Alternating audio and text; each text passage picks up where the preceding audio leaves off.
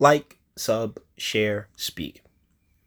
All right, family, we're back on Inside of New Jersey, and we're going to go through the news. Leroy Jones offers general election advice to Phil Murphy. Leroy Jones, a steady Essex County soldier, know that. Definitely on the Team Murphy side. I think he's going to take it. Yeah, I did a video. He's going to be taking a shot at the state chair. So, best of luck to him, because he's now just he's the Essex County. He's the county chair right now. He's going to be taking a shot at state chair, I believe, going against Curry. But that's next year. We're still in 2019, and there are elections happening this year, which is one of the reasons why I wanted to go through this. CD7's Jacob won't run for Congress in 2020 to focus on Bernie Sanders for president. I don't know why. I really don't. Like, all these people that are all dedicated to Bernie Sanders, I'm just like, ooh. I hope the check's good. I hope the check clears. That's all I say. Because, he's not going to be president. Anyway, there's an honor. Sue Altman won't rule out Congressional District 1, but prioritizes longer range movement. Working family leader Sue Altman. Yeah, if you're familiar with my work over the past 5 years, I was once affiliated with them, and I gotta say, that is I've been to their meeting. Like, I've been to their meetings. I've gone to the conferences. I've covered, and you may have seen videos that I've done covering the the DSA. So it's not much different than with these people, and I don't fear the people themselves, because they're pretty nice, pretty sweet folks, and their hearts are in the right place. They just believe something. They have a belief. They have an ideology that, once again, you put any ideology up to scrutiny, it can't, there's always a extremist. There's always an extreme end, no matter the ideology. One of the reasons I try to stay away from the damn things. Climate activists are calling for hearings. Insurance Council of New Jersey announces new team members. Well, congratulations, Insurance Council. Go away. Insurance, my goodness. We live in a time where it's so necessary, because there's just so many damn people. Like insurance back in the day, and now we're going dual. Somebody got to go. He signs executive order to allow states to receive pro bono legal services, basically free legal services, because I guess we've been paying out the wazoo. Because, this is a fantastic place to be a lawyer. Jersey is an amazing place to be a lawyer. Charisma for assembly. Gonna go over these things, because there's a specific video, Jersey pay to play, no Field of Dreams, that I want to get to. This is something else that I wanted to touch on. Governor Phil Murphy announces state funding to provide high quality pre-K in 28 additional school districts. What's high quality? I gotta ask, because there's never any context to these, but I'm not cracking this video open. This video is about the upcoming elections, and a friend of the channel, you guys can read this stuff, like, as I scroll. If you're like, oh my goodness, well, you can go.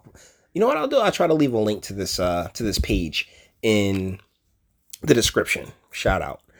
Speaking of shout outs, shout out to Max P, whose article is the one that we are slowly reaching for here. Wait, sometime in a second. I went too far. Nope, that's me laughing at a Booker announcement. Booker, just seriously, dude, why? Like, why are you still here? If I was Biden or anybody else on the stage, like, why are you still here, bro? You're done. You are done. So that's the thing. Where is this article? There we go. All right. So once again, shout out to Max P, because he wrote this article, and I'm going to go over the first few parts, and then we're going to go straight to the bottom, because the least competitive, that's basically where all the people, I don't know, we know. Okay, so this is a legislative election guide from most to least competitive by Max P.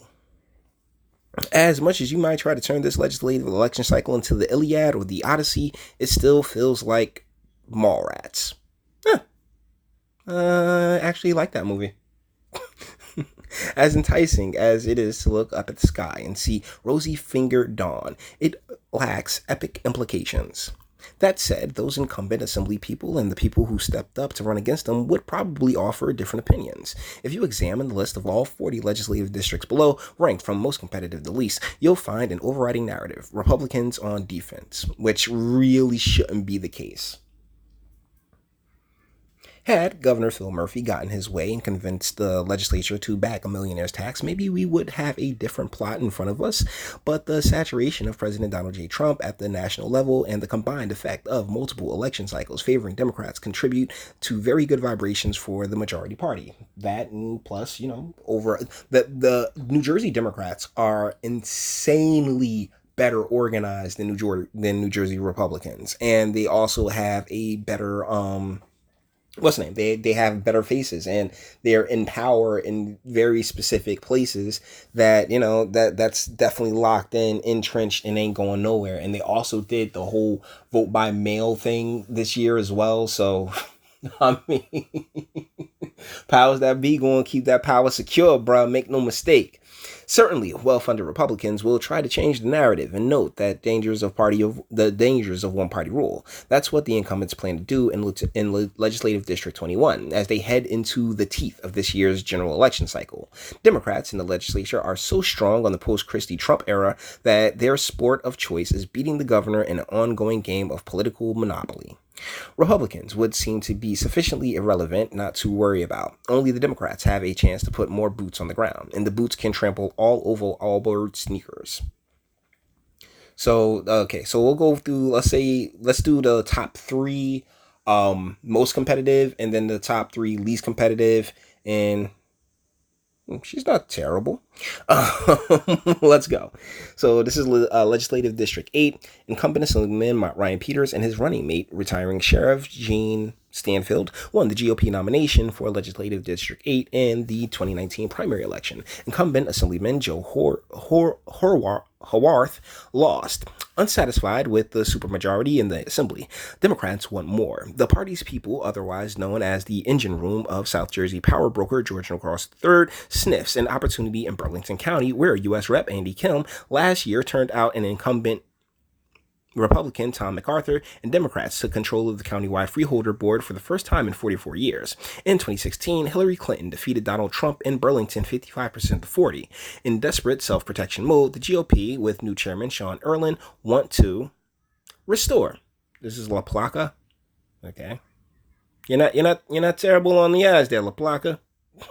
Restore their star Assemblyman Ryan Peters to office with his running mate, retiring Sheriff Gene Stanfield, also known obvious party member, to take on Kim's next year. Peters, amid terrible political weather, must face the toughest test of his political career in the return of Gina LaPlanca. Okay. Oh, there she is. Yeah, she's soft on the eyes, and her running mate, Mark Nadel. In his general election favor, Peters distanced himself and then ran over in the GOP primary. Assemblyman Joe Haworth, who road to victory was to attempt to depict Peters as a moderate. Unlike Bermick, Munzo, and Bucco, however, he lacks long-standing iconic name ID in a battleground district. Legislative District 1. Originally from Paterson, U.S. Rep. Jeff Van Drew took the disorganization inherent in New Jersey's most fascinatingly diverse city and distilled it into a brand of abiding South Jersey political order. Now his acolyte, Assemblyman John, of Cape May, has a shot at the seat that Van Drew left behind when he beat Republican Seth Grossman to become congressman in the 2nd District, a district where Trump beat Clinton 51 to 46%. Successor to retired U.S. Rep. Frank Lobiondio, Republican 2, that name, damn it, tops a legislative ticket that includes fellow Democrat Assemblyman Bruce Land and Matt Milliam, in a classic who can move to the right as fast as possible without looking quite as innately ideological as Grossman. In 2017, his last legislative district-wide race, Van Drew destroyed his Republican opponent 2-1. Now the man he trained for the job is up against Cumberland County GOP Chairman Mike Testa of Vineland, who heads a ticket accompanied by Eric Simonson and Antoine McLean. And for the last ones of the You know, the ones that are very competitive. Incumbent Assemblyman Tony Bucco of Boonton has legislative district 25. Incumbent Assemblyman Tony Bucco of Boonton has a name defined district-wide for nearly 25 years, strong enough to defeat Chris Christie in 1995. But that was the Assemblyman's father, running on a ticket with Michael Patrick Carroll. Now, Tony Jr., armed with a name, but without his father at the top of the ticket, and without the reinforcing political animal warmth of Carroll, must win a general election on his own, maybe lacking controversial movement. Conservative Carroll this year is a good thing. He's retiring from the assembly in favor of running mate Bruce Bergen of Denville. Whatever the case, this is a real race in a district where Bucco Jr. won by just 3,000 votes last time against a pair of males in a district defined in part since by the energy of suburban women who, oh my goodness, good luck with that, who last year helped elect U.S. Rep. Mikey Sherrill. Democrats challengers Lisa Bahimi and Darcy Drager were part of that movement behind Sherrill and are running an animated race. Last week, New Jersey Education Association offered a split ticket endorsement of Bucco and Bimani, which was more than they gave the Democratic challengers in LD 21 as they backed both incumbents. Let's not worry about the rest of these guys. Let's go all the way down to the bottom because you see there's a lot to read here, so I'm not going through all that. So, okay, so that is 3, 2, 1. It's Newark. See, these are the ones that are the least competitive. Like, oh yeah, we just know what's gonna happen here. Let's be real.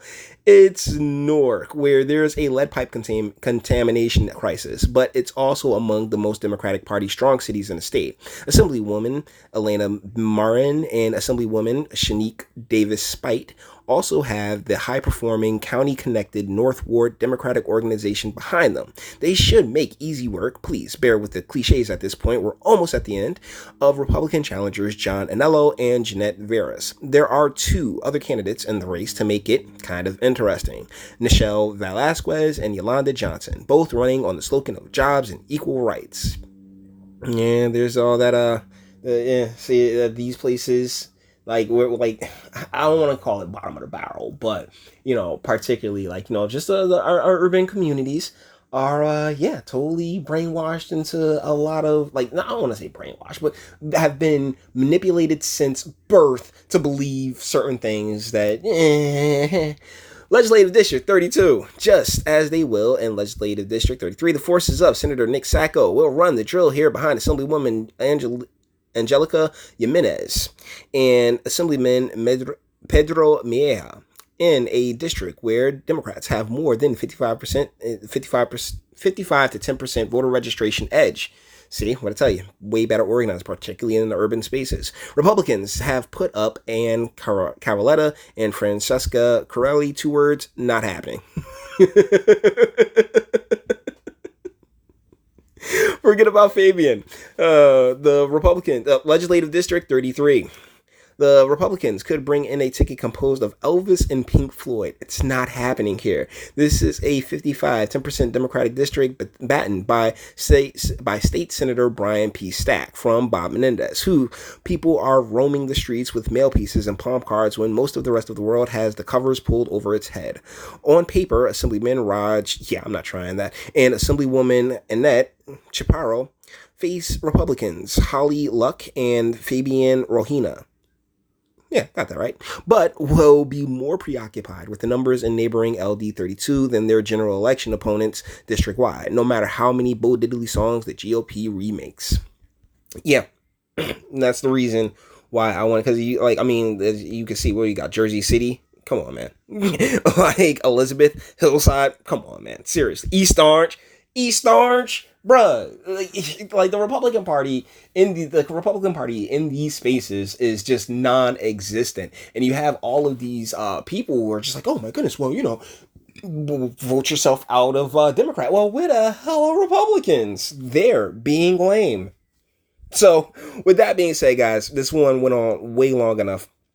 All the internet stuff. If you liked it, toss a like, dislike, go ahead and do that too. We ain't scared over here. Sub if you enjoy my fantastic voice and you want to get videos like this every single day. Share, because sharing is caring, and YouTube, BitChute, and speak. Let me know, what do you think in the comments? Are you if you're stuck through this long, thanks. I appreciate it. I know this stuff is insanely boring. I get it.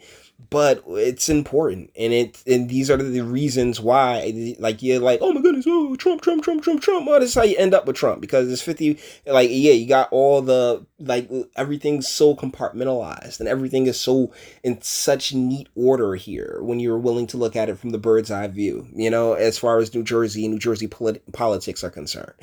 And the more urban the center is, the better organized the Democratic Party is within these centers. And that's really what gives them the major push that they do. Trust me, as someone who's, balls deep, I can tell you that there is a bit of a hive mind mentality within these spaces, and it's just like, oh, whoever got the D behind their name, and it's just like, hey, bruh, pause, no homo, and B, like, you gotta look a little deeper than that. I'm sorry, but you gotta look a little deeper than that. And ladies, I mean, come on, man, y'all love getting deep in the sheets, but when it comes to election stuff and anything that's really complicated and complex and nuanced, it's nah, it ain't that deep. I hear it all the time. So with that being said, we're gonna bring this one to an end. Until the next one.